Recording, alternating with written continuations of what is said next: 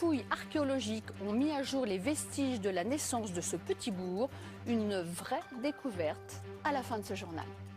En plein cœur de la commune je ne sais plus de quelle commune il s'agit, mais vous allez tout de suite le voir dans ce reportage. Il devait y avoir une centaine de nouveaux logements et il y a eu une campagne de fouilles archéologiques qui a été déclenchée.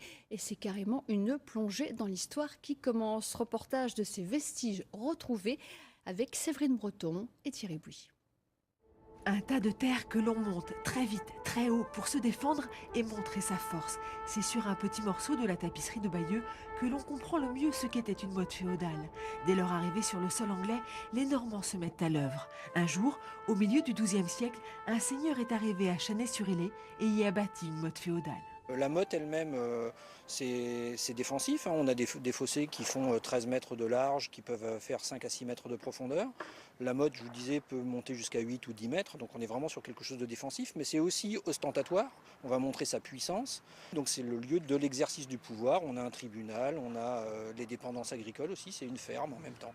Aujourd'hui, de cette motte, il ne reste qu'un vaste cercle que l'on devine mieux du ciel. La tour est pourtant restée debout plusieurs siècles, même si très vite le seigneur s'est fait bâtir une autre demeure. Le seigneur, à un moment, alors ça peut être relativement tôt dans l'histoire du château, peut-être dès le XIIe siècle, va vouloir avoir un hébergement, une maison plus spacieuse, plus digne de son rang qu'une tour de bois juchée sur la motte. Donc va se faire construire une sorte de palais de résidence seigneuriale dans l'enceinte même de son château, c'est-à-dire souvent dans la basse-cour ou dans une cour attenante.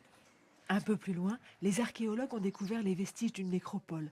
Quelques tombes, des ossements, des sarcophages, certains datent du VIe siècle.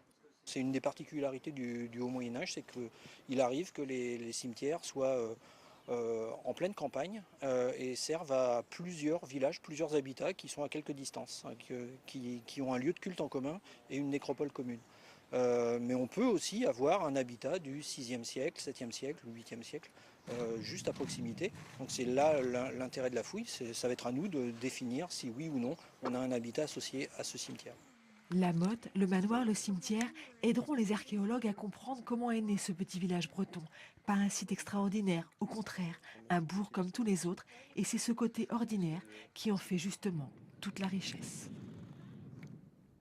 Une découverte archéologique qui sera au cœur d'une conférence donnée ce soir à Chanay-sur-Îlay et c'est donc à 20h30. C'est la